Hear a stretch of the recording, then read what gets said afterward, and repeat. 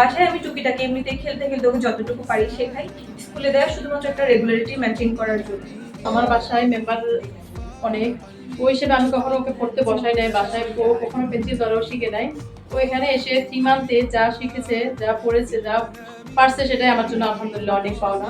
ম্যামের সাথে আমার যখন আমি স্কুলে নিয়ে আসছিলাম তখন হচ্ছে ও স্কুলে আসবে না, আর এখন হচ্ছে ও মাশাআল্লাহ রেগুলার স্কুলে সবাই তো যা বললো, নতুন করে কিছু বলার নেই, স্কুলের প্রতি ও আগ্রহ অনেক বেশি।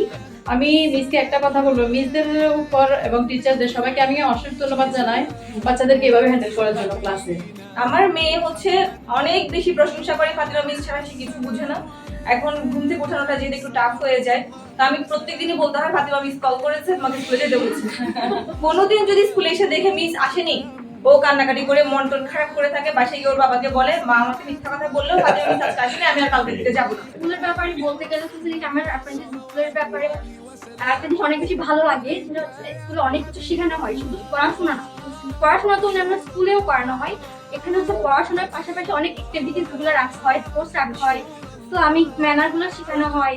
ইভেন কিছুদিন আগে যেটা হলো হাইজেনটা নিয়ে যেটা শেখানো হলো, এটা আমার কাছে কনসেপ্টটা খুবই ভালো লেগেছে। আর আমার কাছে সব থেকে তখনই ভালো লাগে যখন ও বাসায় গিয়ে সেগুলো হচ্ছে যে কি ওর কাছ থেকে আমি ফিডব্যাক গুলো পাই। আমার সব থেকে বেশি যেটা ভালো লাগলো সেটা হচ্ছে আজকে সকালবেলায় ও নিজে নিজে বসে বসে ও আরবিক বইটা নিয়ে ও সূরা ফাতিহাটা তেলাওয়াত করছে নিজে নিজে, মাশাআল্লাহ। এটা দেখে আমার খুবই ভালো লাগলো যে এগুলো আসলে ও নিশ্চয়ই রেগুলার স্কুলে এগুলো প্র্যাকটিসিং হয় দেখে এগুলো নিজে নিজে করতেছে। قال يا نبي